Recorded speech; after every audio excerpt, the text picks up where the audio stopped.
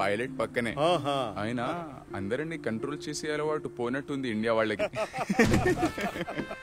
జనాబ్, నేనేం కంట్రోల్ చేయాలా, కన్విన్స్ చేశానంతే.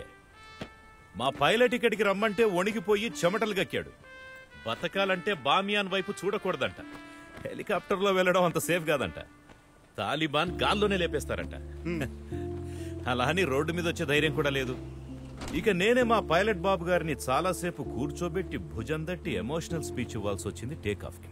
అయితే మీ స్పీచ్ పనిచేసిందన్నమాట? లేదండి, స్పీచ్ తర్వాత $100 ఇచ్చానుగా, అది పనిచేసింది. దాన్ని కూడా ఎక్స్పెన్సెస్ లో వేస్తాను. దాందే ఉందిలేండి. కాకపోతే మీ పైలట్ చెప్పింది కూడా కరెక్టే. ఇక్కడ అమెరికా వాళ్లే కాలు మోపడానికి భయపడుతూ ఉంటారు. జనాబ్, మేము వచ్చింది కాలు మోపడానికి కాదు, ఆఫ్ఘనిస్తాన్ కోల్పోయిన వారసత్వాన్ని తిరిగి ఇవ్వడానికి. అందుకు గుండెలో ఉన్న భయాన్ని తీసేయాల్సి ఉంటుంది. ఏం బిలావాల్, కరెక్ట్ చెప్పానా? మామూలుగా చెప్పలేదు.